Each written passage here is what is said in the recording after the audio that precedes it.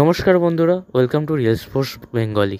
বন্ধুরা, শেষ হয়ে গেল আইএসএলের প্রথম লেগে সেমিফাইনালের প্রথম ম্যাচ, যেখানে মুখোমুখি হয়েছিল জামশেদপুর এবং মোহনবাগান, যেখানে জামশেদপুর মোহনবাগানকে 2-1 গোলে হারায়। সত্যি কথা বলতে ম্যাচটি এইরকম রেজাল্ট হওয়া কাম্য ছিল না।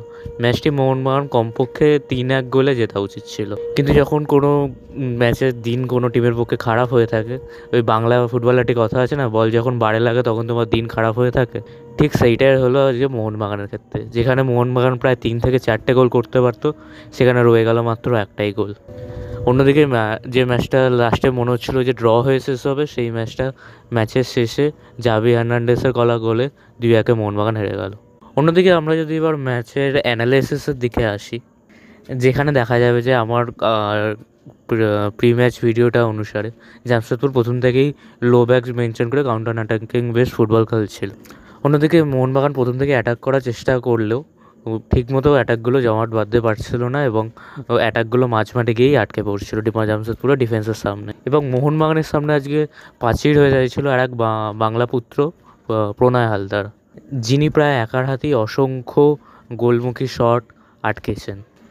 এইভাবে ম্যাচের খেলা এগিয়েছিল। তবে হঠাৎ করে ম্যাচের 23 মিনিটের মাথায় ঘটে প্রথম অঘটন। জামশেদপুর একটি থ্রো ইন পায়, যে থ্রো ইন থেকে তারা একটি লং থ্রো করে, যা স্টিভেন এসের মাথায় লেগে যায় জাভিয়ার টোডোর কাছে, যিনি হেড করে বলটি জালে জড়িয়ে দেন এবং জামশেদপুরকে 1 গোলে এগিয়ে দেন।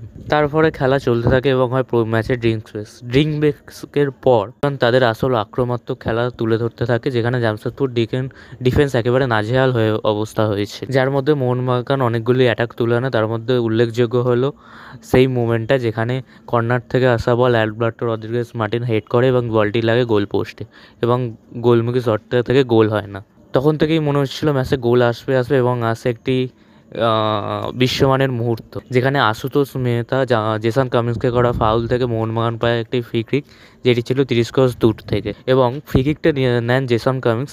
এবং সত্যি কথা বলতে ফ্রি কিকটা নেওয়ার আগের কিছু মুহূর্ত থেকেই মনে হচ্ছিল যে কিছু একটা হতে চলেছে, যখন বেঞ্চে থাকা জেমি ম্যাকলারেন, ডিমিত্রি পেতেসভ উঠে দাঁড়ায় এবং কিছুর জন্য যেন মনে হচ্ছিল তারা অপেক্ষা করছে, এবং তার 2 সেকেন্ড পরেই আসে সেই অপেক্ষা করার সময়টা, যেখান থেকে প্রায় একটি লিওনাল মেসি স্টাইল গোল আমরা দেখতে পাই জেসন কামিন্সের পা থেকে। আর যে গোলটা সত্যি কথা বলতে বিশ্বের যে কোনো গোলকিপার যেই থাকুক না কেন তার পক্ষে আটকানো একেবারে অসম্ভব হতো। এই দৃশ্যমান গোল থেকে মোহনবাগান খেলায় সমতায় ফেরে এবং খেলা স্কোর হয় 1-1।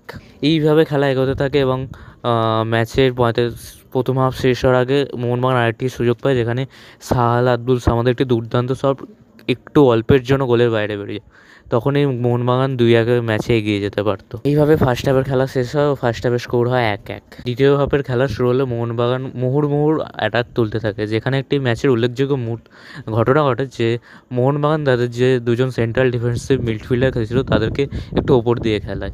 তার ফলে জামশেদপুরের ফাঁক ফোকর থেকে খুব সহজে মোহনবাগান গোলের দিকে এগিয়ে যেতে থাকে। তবে সেই শটগুলো এগিয়ে যাওয়ার মাঝখানে প্রাচীর হয়ে যারা স্টিভেন এজে, প্রণয় হালদার এবং অ্যালবিনো গোমস।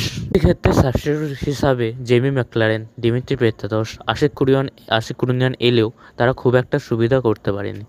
তারা অ্যাটাক করলেও সেই অ্যাটাক কোনোভাবেই গোল খুলে দিতে পারেনি। তারপরে যখন খেলা 90 মিনিট পেরোয়, তখন যখন মনে হচ্ছিল যে খেলা 1-1 ড্র হতে পারে, তখনই আসে সেই এক অঘটনমূলক মুহূর্ত, যেখানে একটা কাউন্টার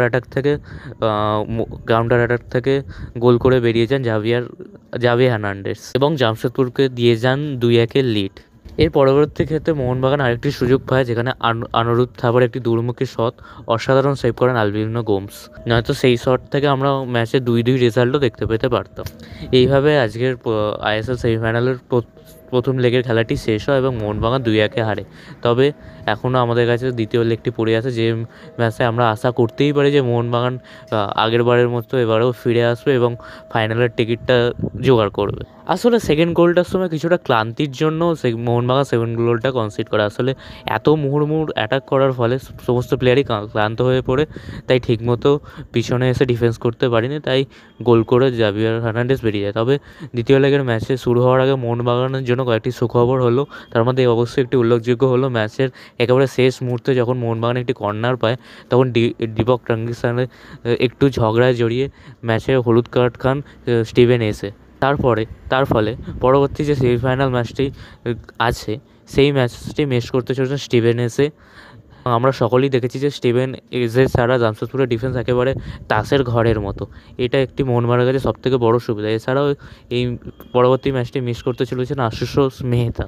আজকের এই ডিসঅ্যাপয়েন্টিং রেজাল্টের পরেও আমাদের টিমের উপর ভরসা রাখতে হবে, আর আমরা আশা করতেই পারি যে আমাদের টিমে আবার অন্য প্রতিবারের মতো ফিরে আসবে এবং ফাইনালে পৌঁছাবে। তো আজকের মতো এইটুকুই বন্ধুরা। যদি ভিডিওটি ভালো লেগে থাকে তো চ্যানেলটিকে অবশ্যই লাইক, শেয়ার, সাবস্ক্রাইব করে দেবেন ও পছন্দ হলে আপনার মনের মতো একটু কমেন্ট করে দেবেন। আজকের মতো এইটুকুই বন্ধুরা, টাটা।